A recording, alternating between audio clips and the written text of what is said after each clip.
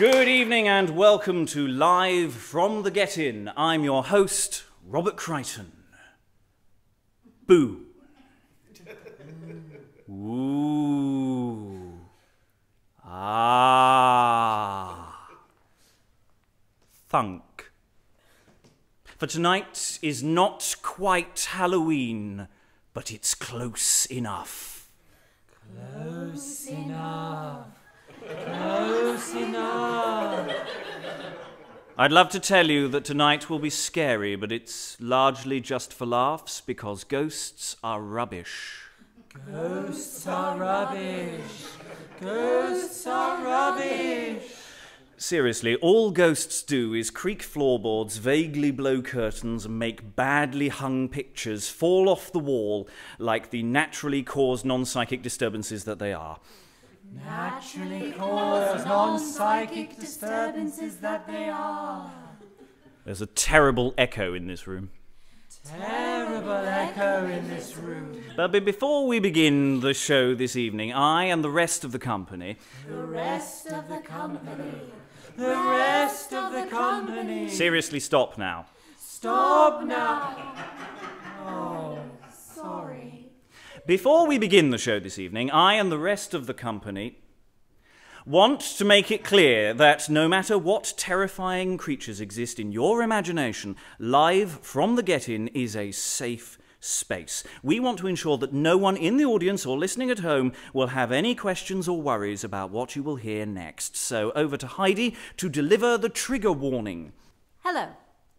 There will be some instances of cynicism, cultural stereotyping of Neolithic cavemen, social comment, and the odd auto de fe in the following show. A front building in the east will feature recurring jokes and... Oh, wait, one moment, ladies and gentlemen. I've just been handed an emergency bulletin from the Trigger Warning Bureau. There may be some dangerous intermittent bursts of political satire and pockets throughout the show. When did that happen? Oh, it's a spontaneous development. If you could read this prepared statement. We didn't do this in rehearsal. We all think you need to do this. Must I? Yes. And finally, as the token American of the cast, I have to apologize for any instances of Donald Trump. He's not my fault. We're all so sorry. Thank you. So sorry. Thank you, Heidi. We also want to make it clear that despite what you may have heard, there will be no scary clowns in tonight's show. Beyond Trump, of course. So sorry. We've barred the doors and no scary clown will be allowed in the building. Actually, Robert, I've got a problem with that. Really? Yeah. You a scary clown lover, Michael? Are you? Well, I've never admitted this to anyone before, but I am. Oh, spit it out. Better? Yes. Now, what is it? You're amongst friends. Well, I, Michael, Gordon's Alive Folds, am a scary clown. Oh, God. How long has this been going on? Well, I've known that I was a scary clown since I was 5. 5? Look, it's not as if you choose to be a scary clown. I think you do. I was just born this way. No, fairly certain you were. I don't want to hurt anyone. You go out and scare people. Well, only a little bit. I tried to stop short of actual terror. Are you registered? Oh, yes, after an incident involving a traffic cone and an elderly parishioner, I have to report to the local police station every week. Well, that doesn't sound too bad. You try finding one that's open. I just don't know what to say. Just accept me for what I am. I can't... I'm sorry, but this is an insult. I just want to be a clown. A scary clown. A scary... Not a nice clown. No. Not one that's been trained in the art of clown. I am a trained clown. Well, so am I. No. You're a scary clown. I'm a fully trained, proper clown. I can go on stage, anywhere, at any time, and be depressingly unfunny at a moment's notice. That took years of craft and effort to an ancient tradition, and you defile it with your chainsaws and video pranks. Well, I've tried to change. I've tried being unfunny, but people just laughed at me. I'm going to have to ask you to leave. I can't. Why? I'm on the run. Who's after you? Mumsnet. Mumsnet? All of Mumsnet. They're on the way now, look out! Rah, rah, rah, rah. What is that supposed to be? Oh, I'm pretending to sound like an angry mob. And that's the best you can do? Only one of me. Well, ask the audience for help. That's what they're here for. Rah, rah, rah. Better. We are mothers against scary clowns, and we are here for the clown. But please, we'll have no violence here. Oh. It's a new carpet. Take it outside. Yay! Woo! Please don't give me over to Mumsnet. They'll tear me to shreds. And? Oh no one protect a scary clown. Wait! And who are you? I am People for the Support of Clowns, or PEFSCA for short. PEFSCA. Didn't have time to come up with an acronym. May I ask, PEFSCA, why are you forming a human shield around this particular clown? I get cold. You can't harm him. He's a scary clown, yes, but he can't help being what he is. What? A dick? Okay, he could do something about that. And that hair? Leave him alone. He's simply standing up for his heritage. This is his culture, and you're oppressing his way of life. His heritage? He's a menace. Clowns are ugly. They steal, they have no dress sense, and no one knows how he got into this country. We should lock him and his miming hands in camps. Whoa there. Seriously? Seriously? How dare you? How dare you call him a mime? Yeah. He's a scary clown. And I'm proud. A disgusting, filthy, scary clown. Exactly. What? And so should be made to stand trial for his crimes, all right? Yeah. Whereas mimes can all die. Yeah, of course you they just can. kill them, Mimes just can dead. die. Yeah. I killed 3. Obviously, ladies and gentlemen, this has just been a bit of fun. Michael isn't a scary clown, are you, Michael? No. But he is a dick. I'm proud. This episode of Live from the Get-In supports our clowns, the real victims of the current scary clown craze. And you can help, can't they, Abby? Yes, Robert. At this moment, there are children's entertainers across the country unable to get a gig and reduced to poverty. Take the tragic case of Ronald. Ronald had a regular gig with a major restaurant chain, but with the latest turn against his profession, he's turned to drink, then to drugs. One day, he was driving back from a failed audition for Stephen King's It when he lost control of his car, which fell into 100 different pieces before ploughing into a lamppost. 58 passengers also died. Awful. Other clowns end up on the streets, attacked for being something they're not, treated as monsters. A life on the street is particularly hard on clowns because of their feet. Many get trench foot and have to have part of their feet amputated, leaving them with barely enough to fill a size 12.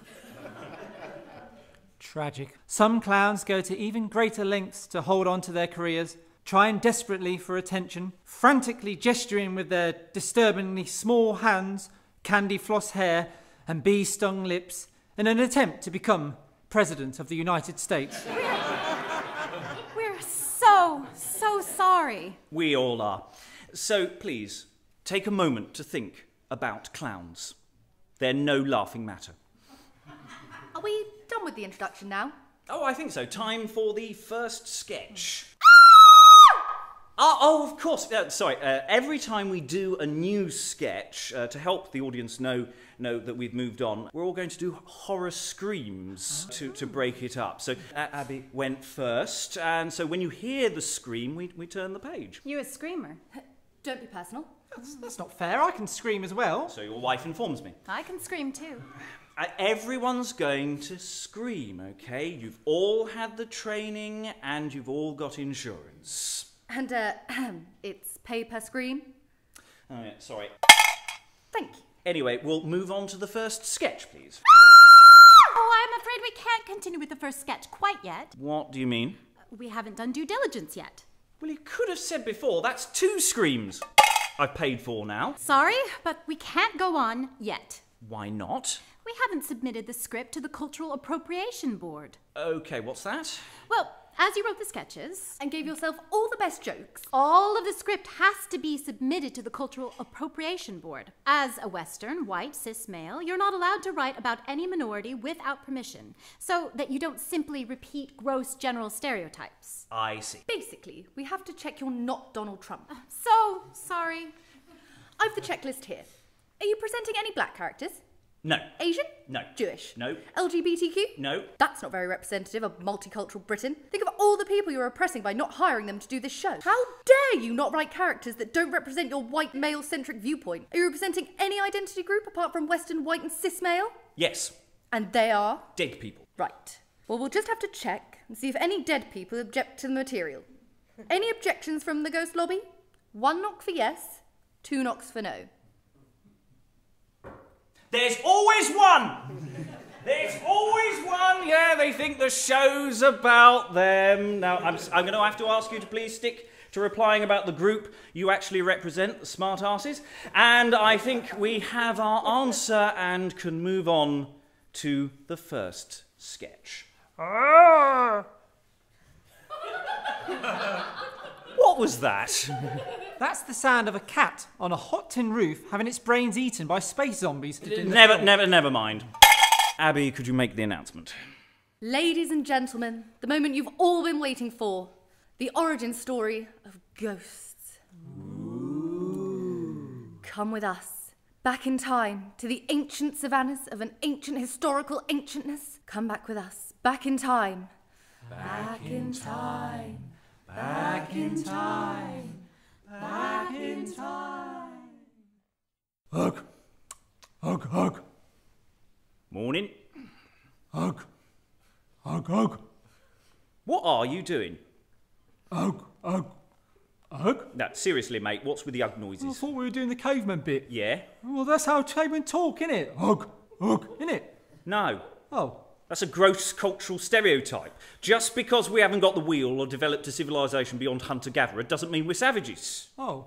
I'm a very cultured caveman. You like cave painting? Exactly. And the latest tribal drumming? Precisely. And Jeremy Kyle? Let's get on with the sketch. So tell me, Cal. Yes, sir. Cal. Sir. Cal. Sir. How is it that the women flock to you? You've got so many children, it's amazing. Well, sir, I do have many children. Oh! Oh, it's all right. Nothing there. Thought it might be a creature from the forest. A forest creature? The very same. And it's something my family prides itself on. We're very good survivors here on the plains. Yeah. Your family gets all the luck. My family just gets eaten. Yeah, they're quite famous for it. So what's your secret? Oh! It's all right. Nothing there. Sorry, I interrupted you. You were saying? Well, most of my family gets eaten by wild beasts. What's your secret? Well, look, Zart. Yes, Kel. Zart. Kel. Do you see things that are there? Do I see things that are there? Yes. Like, do I see? Yes. Do you see things that are there? Yes, I think I do. Well, I see things that aren't there. Really, Cal? Yes, sir. Though only sometimes. Right. Most of the time, I see things that are there. But sometimes you don't. Yeah. Well, isn't that a bit inconvenient? I mean, if you're in the middle of something... Ah! Oh! It's all right. Nothing there. Oh, I see. And yes, most of the time it's bloody annoying. But sometimes I get lucky and see something that is there. I see. Do you? No. Duck! Oh! It's all right. Nothing there. So how does this seeing thing work? Well, sometimes if it's dark and I'm looking at the leaves on a bush and the firelight flickers across the surface, I see a duck! Oh! It's all right. Nothing there. This is starting to get annoying. Many people say that. Anyway, as I look at the leaves of the bush in the firelight, sometimes the shadows make the face of a forest creature, or worse, a duck! Oh! Only pissing about that time. It's really annoying. I know. So how does this help you get the ladies? Duck! Oh! It's all right. Nothing there. Well, how does this gift help you? Well, it means that I'm always prepared, ready and alert for danger. So that means when something is there, I can kill it before it kills me. This makes me very successful and draws in the interest of the ladies. I see. Oh, wish I could see things that aren't there as well. Don't despair. If you marry one of my daughters, then maybe your ancestors and mine will see shapes in the dark all the time. Not only will they see things, but they will create a whole series of meta-narratives about what these errant patterns are, making endless films and television programmes about things that aren't there. Yeah. Sorry, what's television? An inferior medium to radio. Radio? Dark! Ah! I said dark. And now, in the style of portmanteau horror films of the late 1960s, early 70s, Live from the Get-In presents... Things that go bump in the night. Or... Tread softly, for you tread on my screams. Or... Random ghost / horror sketches that don't really go together. It is the dark of night, when the night is very dark, and from that darkness, the undead approach in the dark, an unsuspecting dark cottage, and the bedroom of an innocent. Mum! What is it, dear? There's a monster in my bedroom. Oh, not this again. But there is. It's an undead monster. Just ignore it, dear. It'll go away eventually. But I can't sleep. It can't be that bad. It's making funny noises. You'll just have to get rid of it then. I can't just put a cup over it and flick it out the window. Oh, for goodness sake, you're not a child anymore. But it's smelly. Go to bed. All right. What is it, dear? There's an undead in Abby's room again. Oh, God, it's getting really bad this year. Do we know who it is? I think it's Uncle Frank. Does it have any trousers on? No. It's Uncle Frank. Don't you let him get into the bed. No, Dad. Second time this week. Trudy's husband came back the other day. Won't stop pestering her. What's she done about it? Ignored him. No, like when he was alive then. Only slightly more annoying. It's still here. I'll go. No, you went last time. It's my fault. I forgot to deadbolt the front door. Mum, his arm's dropped off onto my duvet. Well, I'm not cleaning it up. You're old enough to do it yourself. This is all because of Brexit, you know. Meanwhile, across town, a single lady alone in a house, doors locked, thinks she is safe. When... What's that? I can hear something. Who are you? Is that you, Donald? Oh, I'm not Donald Trump. Then what are you? I can't see anything. Are you a ghost? I'm a heavy breather. You sure you're not Donald Trump? I've got a much more sensible haircut. But I can't see any hair. Well, that's what's sensible about it. And I'm not on a phone. Well, the advantage to being dead is I can go straight to the heavy breathing without the complication of technology. But if you're dead, why would you want to? Look, just because I'm dead doesn't mean I'm going to stop with my hobbies. Oh, that's disgusting. Shh, I'm concentrating. Concentrating on what? Where do you think ectoplasm comes from? I'm so ending this scene early. Meanwhile, across town, an estate agent is giving a young couple a late-night viewing. So here we have the house. Lovely. Lovely. Tell us about it. Well, it's a 19th century semi-detached residence with 2 bedrooms, bathroom, and a ghost. There's also a... Sorry, did you say ghost? Yes, I have to tell people that. Is it dangerous? Oh, certainly not. Though it does reduce the asking price, as does this. On a minus note, there's an unsightly view of the gasworks, and the walls bleed on alternate Thursdays, but a good hedge in the garden will block the view. The walls bleed? On alternate Thursdays, yes. But it's not a lot of blood. You get used to it. Right. Now, if you look down there, there's some dampness and intermittent screaming in the cellar.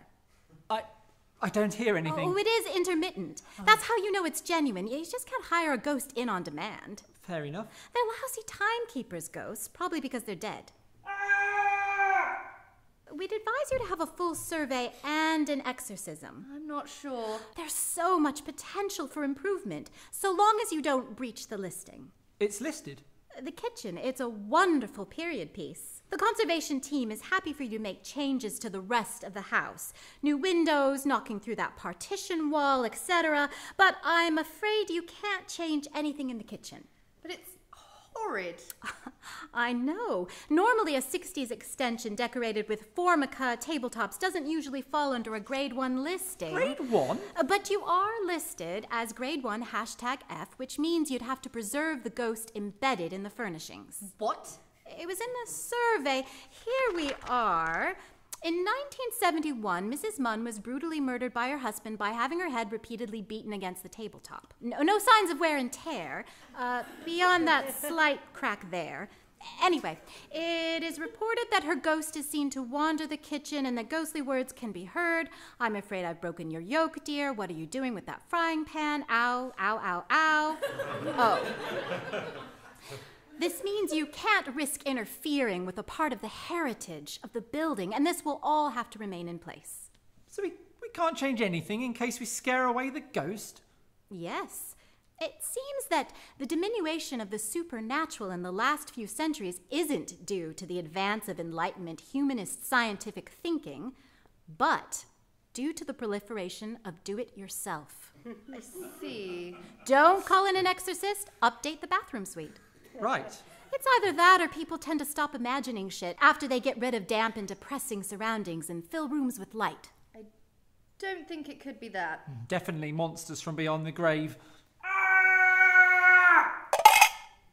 Meanwhile, in a light industrial complex across town, a factory owner is showing round a special guest. Well, thank you for the tour and the interview. It's lovely to have you here. Yes, and another whole sketch without Robert in it. Exactly. So rare. It's irritatingly short, though. We might pad it out with more back chat. Get on with it. Might I ask, which publication are you again? I write for the independent web blog, The Brownfield. It's about ecology, business, all those things. Of course. Oh, you've heard of it? No. Oh. So, welcome to the factory. We've been here for 2 years, and it's running in well. Your company is something of a marvel. The business world doesn't know how you do it. You sell at a price that is ludicrously low, and no one seems to see any workers. You've asked around? The only people to have come in or out have been yourself and a few delivery vans. And the drivers haven't seen anyone either. You have been busy. You advertise that it's all handmade, but that must be a lie. What sort of automation have you got in there? None. It's all handmade. So how do you do it? Zombies. Zombies. It's a zombie slave labor force. They're hard workers, day or night, and they're amazingly cheap. They work, by and large, for brains. Brains. Yes. Mostly it's cow or other animal brains, but we do have a problem there. What sort of problem? They won't touch the animal brains without just a dash of human brain as well, which is a bit of a problem, as you can imagine.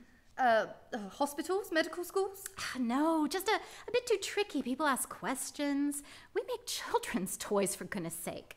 So where do you get the brains from? We mostly use journalists who come to do interviews. That would be why you're holding that gun. Afraid so. But you'd never get away with it. I'm a journalist. People would miss me. You're a blogger. I get regular traffic. You're a blogger. No one's coming for me. Trust me, this is a mercy killing. Could I at least live tweet as I go? Igor! Yes, mistress. Open the chute. #mincemeat.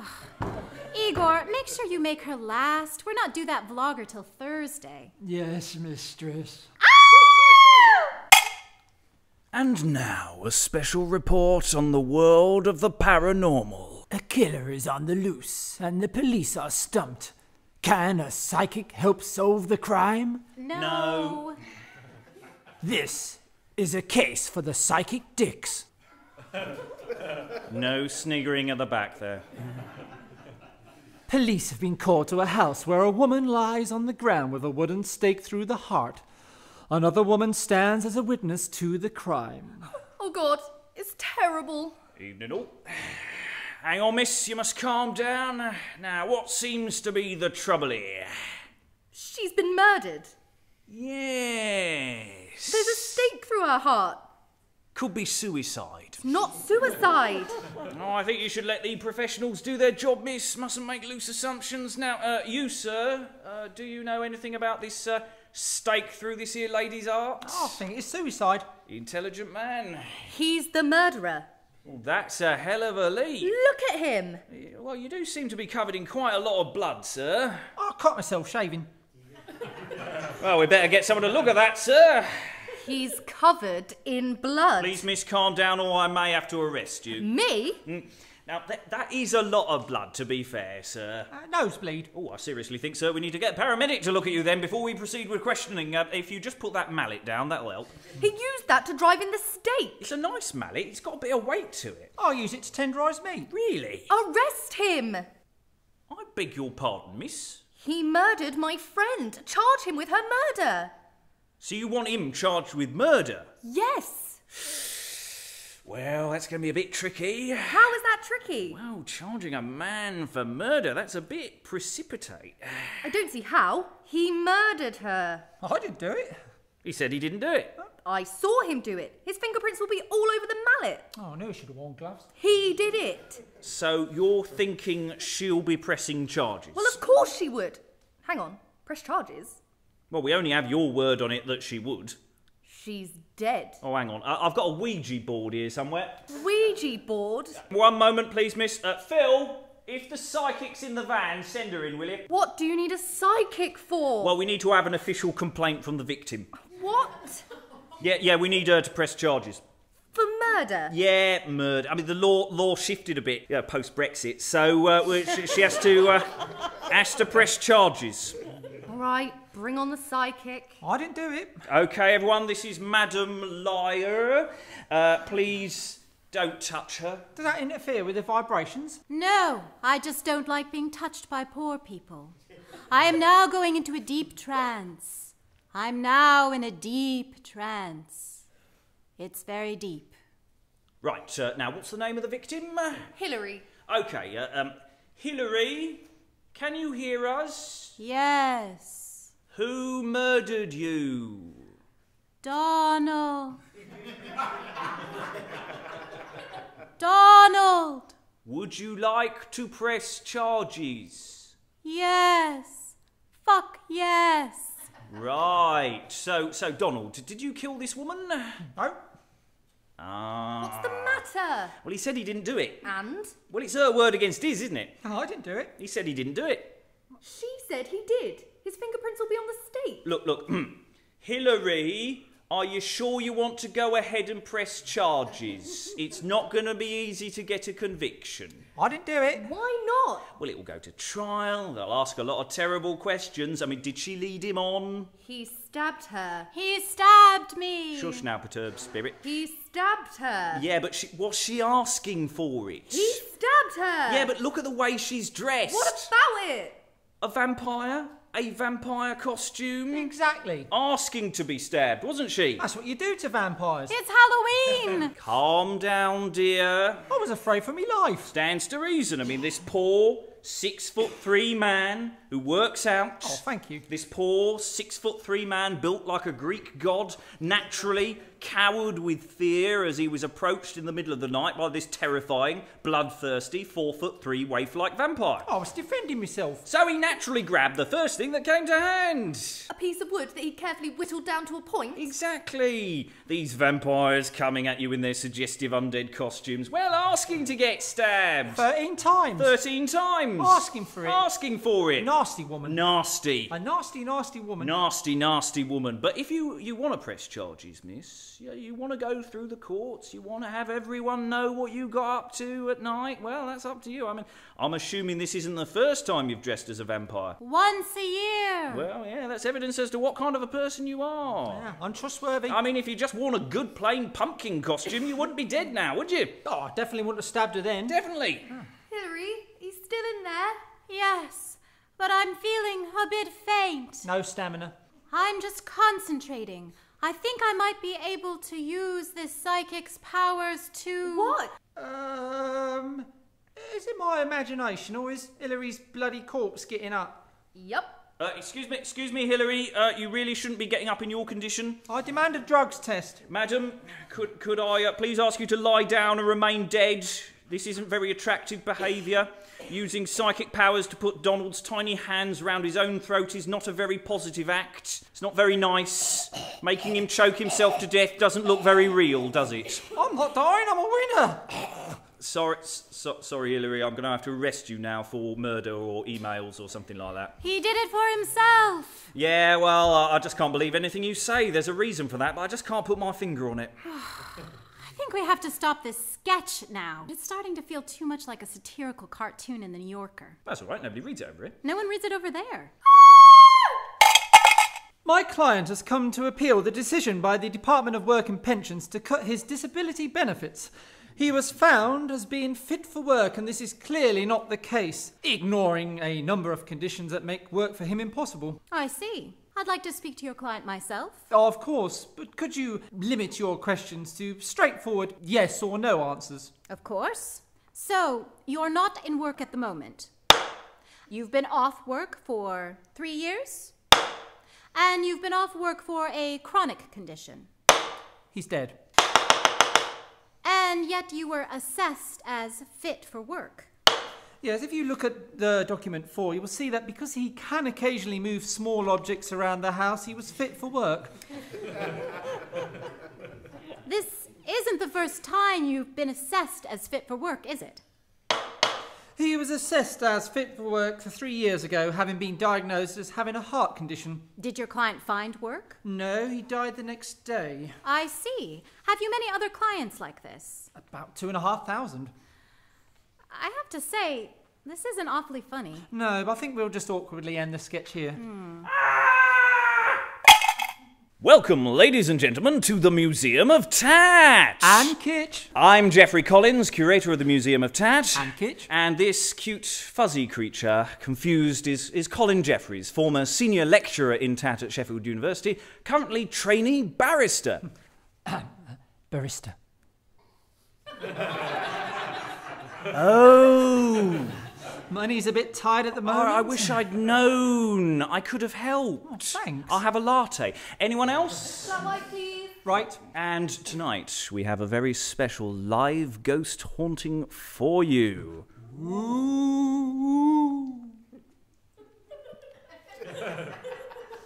What was that?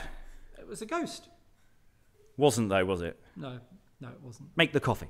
Now, tonight we're doing an investigation into ghost tat. Ghost tat. And to tell us a little bit about ghost tat, we have Professor Fidelis Graeber, head of the Tat And kitsch. Classification Board. Hello. Fidelis. Jeffrey. Lovely to see you again. And you? Hi. Mine's a skinny frappe latte over ice, Colin. Okay. So, tell us, Fidelis, as I will find this moderately arousing, what is ghost tat? Ghost tat is the phenomenon of tat that is ghostly. I see. I don't. Am I to assume that Colin's interjection was a prompt to explain further the nature of ghost tat for the benefit of an undereducated class C2 DE audience of under 35s just returned from the pub? Normally that would be a yes, but this is Colin, so his ignorance is quite genuine. Oh, thank you. Well, to elaborate by simply repeating the same statement, but with a computer-generated image to accompany my explanation, ghost tat is tat that is ghostly. Sadly, being radio, we have no money for CGI, only because we siphoned that money off to pay for your hotel room. You, left your tie in the bathroom, by the way. I was going to come back for it later. So, instead of CGI, Colin is going to hum something out of copyright as you explain further. Ghost tat are items of tat that either carry the spirit of a ghost or are objects that appear to exist but really don't. And what is the quality of these ghosts? Usually pretty poor. But what might this ghost look like? Now, over to Colin for some wild speculation. You can stop humming now, Colin, and do the next link. Well, most of our time on this ghost hunt will be wild speculation as we sit in this cold, dark room. We'll let our imaginations wander till we thought of something to try and convince the audience is real. Later on, I'll probably go, "Whoa, look at that." And we'll stare really hard for a bit, have a look back at some blurry footage and see a tiny blob. And we'll all go, "Wow, that's spooky." Spooky. Spooky. Spooky. And just to be clear, Colin, can you tell the difference between a reflection from a watch on a wall and a tiny ghost? Nope. Excellent. We'll be seeing lots of ghosts tonight. And so, tonight, live, we've travelled to the Museum of Tat's storeroom, where we hope to find a ghost. You see, like most museums, the Museum of Tat and Kitsch is mostly unseen. Thankfully, most of the collection lives in storage. Like my nan's house. But we're at the museum's top secret storage facility, A big yellow storage warehouse just off the A12. looking for the ghost that legend has it haunts an Eastern European ashtray circa 1970. Now, for the listeners at home, we've arranged to enter the storage late at night and without any lights on because the darkness will scare Colin. I'm okay so long as the batteries last in my He-Man torch. But before we go in, we're going to interview a random member of staff about what it's like to stay in a big empty warehouse overnight. Hello. So, tell us, what's it like to stay in a big empty warehouse overnight? Well, I don't know. I'm usually only here till 6. But if you were to stay overnight, how do you think you'd feel? Bit scared? Now, tell me, because you look like a very trustworthy and creditable witness who has no vested interest in fabricating a story about a ghost, tell me, do you think this facility has a ghost? No. Now, and as for Dalis hands you your fee for hosting the show this evening, as a credible witness who has no vested interest in fabricating a story about a ghost, tell me, do you think this facility has a ghost? Definitely. Spooky. I'm convinced. And now, we are alone. As our host takes the money and runs, the lights will go out one by one. Do we have a sound effect for the sound light waves make when they're no longer being produced? No. Okay, then ladies and gentlemen at home, I can assure you, it's dark now. I'm scared. You're always scared, Colin. But now I'm scared of something nebulous and intangible, rather than something that could actually harm me. So I'm even more Oh, scared. can you be quiet, Colin? We need to build up a fake sense of atmosphere and worry. Okay, shall I hum again? No. Okay. Shush. Right. Is there anybody out there? Something I seem to spend far too much of my time saying when on stage these days. Oh, look at that. Oh, it's a little early for the unfounded outbursts, Colin. No, I think I see something over there. Where? Behind the plastic fire guard. Are you the spirit of Tat Past? For those listening at home, this is the sound of nothing happening. Have we reached the part of the show where we need to pretend we've seen something and start shouting a lot? Maybe. If not, we could get Colin to pretend to be possessed by an evil spirit, or worse, Donald Trump. But actually, there's definitely something behind that box of remainder scary clown masks. That's amazing. It's almost as if you have the ability to see things that aren't there. Duck! Ah! You shouldn't say things like that. What, duck? Ah! Why? It sounds A like... joke from the last show, I see. Hello? Duck me. There is something out there. Hello? For the listeners at home, I can confirm that in the pale light of Colin's He-Man torch, the spectral figure of a small child can be seen at the back of the storage locker. Help me. What are you, foul fiend? Have you come with a message? No. Have you come for our souls? No. Have you come for my He-Man torch? No. What are you? Hungry. Hang on. This is no ghost. It's a child. How did you get here? I've been hiding in a box. A box?